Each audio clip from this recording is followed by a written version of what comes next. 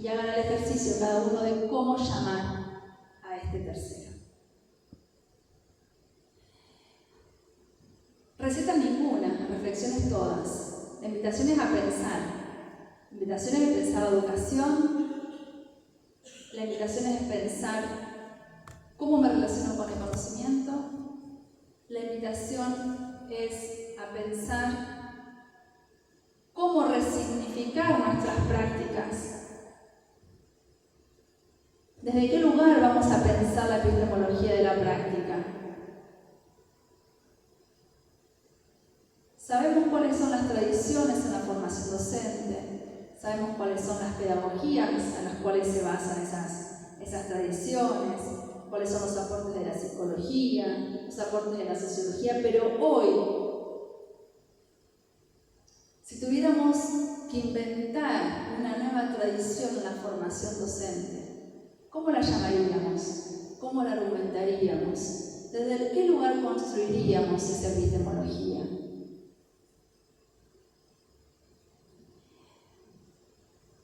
Teniendo en cuenta que tenemos que educar para que nosotros y nuestros estudiantes sepan leer los signos de los tiempos, que hoy son cambiantes, que hoy son inciertos, que hoy son caóticos. Pero no por eso vamos a dejar de pensar. Y no por eso vamos a dejar de enseñarnos. Pero para enseñar, antes lo tengo que aprender yo. Porque no puedo enseñar nada que yo no sepa. Yo no puedo enseñar a cocinar porque yo no sé cocinar. Tampoco me esfuerzo, tampoco lo pienso, tampoco me interesa. No lo puedo. Entonces en ese sentido soy muy platónica, muy kantiana. Uno tiene que enseñar lo que sabe. ¿Desde qué lugar? ¿Cómo propiciar espacios de formación? ¿Cómo propiciar espacios de reflexividad? ¿Cómo propiciar espacios de encuentros? ¿Cómo seguir formándonos?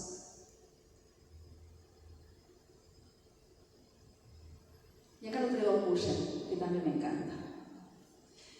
Cuyen dice, en un texto muy viejo, pero que después está recuperado, en realidad es una ponencia que él hizo, pero que después está reflejada en uno de sus textos bellísimo.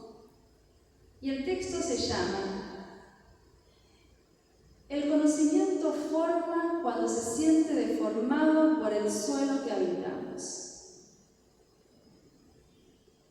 Bueno, la interpelación es que nosotros tenemos que deformarle el suelo a nuestros estudiantes.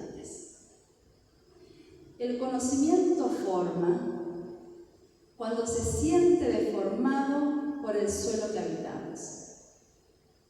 Lo queremos comparar con Leopoldo Sea, y bueno, Leopoldo Sea decía exactamente lo mismo. El conocimiento avanza, no en términos evolutivos, sino en términos de construcción, cuando el horizonte de las cosas que nos eran familiares se nos vuelven extrañas. Entonces, entre la extrañeza del horizonte y la deformación del suelo, nosotros tenemos que enseñar. Nosotros tenemos que aprender y nosotros tenemos que conocer. Fíjense qué lindo. Entre el suelo, entre la extrañeza del horizonte y la deformación del suelo, nosotros tenemos que enseñar. Tenemos que enseñar y tenemos que aprender. Porque también ahora sería ingenuo pensar que el único que sabe es el docente y el que no sabe sigue siendo el alumno. Entonces no hablamos de docentes y de alumnos, sino que hablamos de sujetos pedagógicos, porque los dos sabemos cosas distintas. Por lo tanto, los dos enseñamos y los dos aprendemos. Pero se los voy a dificultar más. Hoy no solamente hablamos de sujetos pedagógicos, desde las corrientes pedagógicas, sino que desde la epistemología compleja yo hablo de homos. Bueno, porque venimos desde el Australopithecus, desde el Australopithecus hasta hoy tenemos muchos, bien diversos, bien distintos. Entonces nos quedamos en el Homo sapiens, pero quedó viejo el Homo sapiens, no existe más el Homo sapiens. Pasamos del Homo sapiens sapiens, el Homo sapiens sapiens también quedó viejo. Y después tenemos un montón de variedad de homos, el Homo economicus, el Homo ludens, el Homo demens. Bueno, hay una variedad de homos en función del sociólogo y del filósofo que lo esté estudiando. Con Roberto estudiamos el postdoc juntos y fuimos compañeros de trabajo de la Universidad de México. Él es mexicano, yo soy argentina. Entonces, en mi postdoc no solamente trabajo el concepto de tiempo y propongo un concepto de tiempo nuevo en la educación, sino que propongo desde la epistemología compleja el concepto de homos reflexus. ¿Y desde qué lugar lo lleno de contenido? Y bueno, lo lleno de contenidos de Freire, por supuesto, desde Morán, por supuesto, Nicolescu, todos los complejos, todos los termodinámicos que aportan a la complejidad. Pero volvemos al ágora ateniense. Volvamos a los confines del inicio, a los confines de la historia, y vayamos al ágora ateniense. ¿Quién podía estar en el ágora ateniense? El ciudadano. No lo tomo en términos racistas de ese ciudadano. Tomo el ágora en el concepto de que justamente en el ágora la única actividad que se realizaba era pensar. En el ágora se discutía la democracia ateniense, se discutía la libertad ateniense, se discutía lo que pasaba en esa democracia ateniense. Obviamente que el concepto de democracia también es una construcción y el concepto de democracia ateniense no es el concepto de democracia de hoy.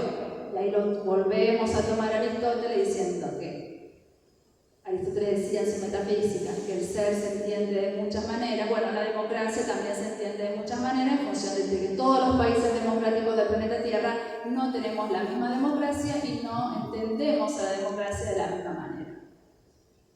Entonces, en el ágora ateniense, ¿qué se planteaba? Se planteaba y se discutían los problemas de la democracia ateniense. Pero ¿quiénes iban a esa ágora? Los filósofos, los que pensaban. ¿Y por qué iban? Porque no tenían que hacer otra cosa, acuérdense de la República de Platón. Lo único que tenían, la única función en su vida era pensar. Pero para pensar hay que tener tiempo. Y el tiempo es reflexivo.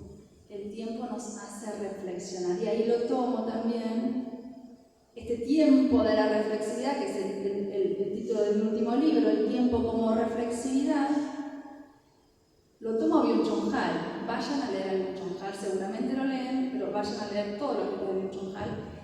Desde el lugar de este espacio y este tiempo de reflexividad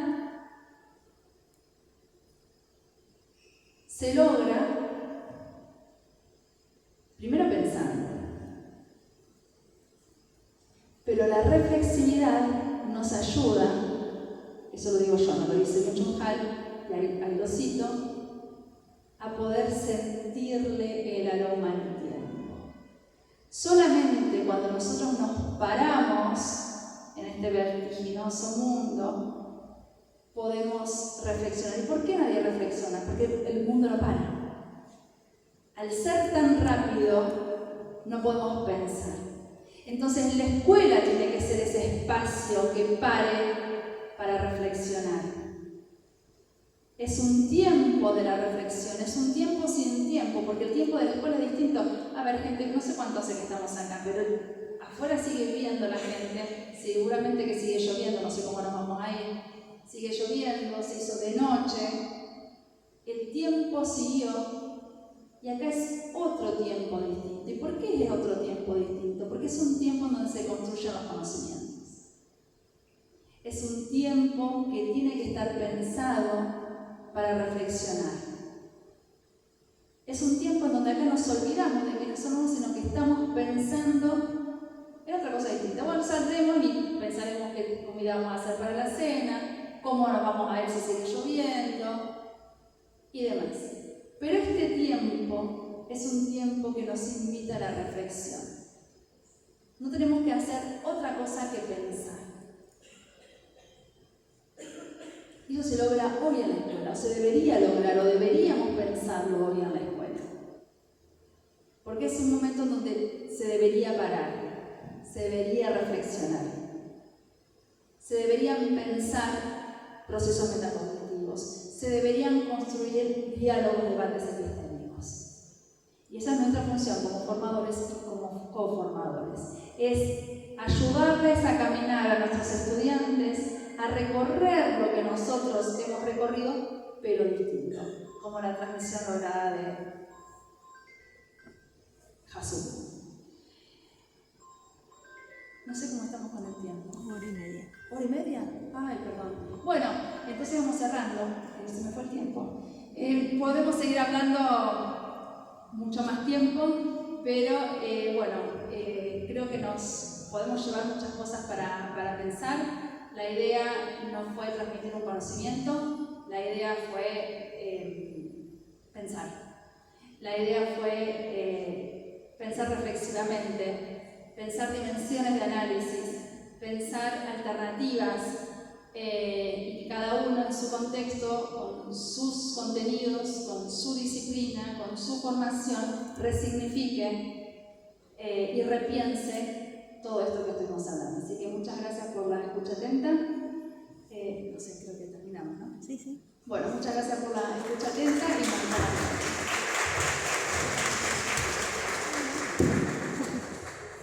Bueno, muchísimas gracias a todos por venir. Como les dije al principio, con este tiempo que no ayudó, que no colaboró.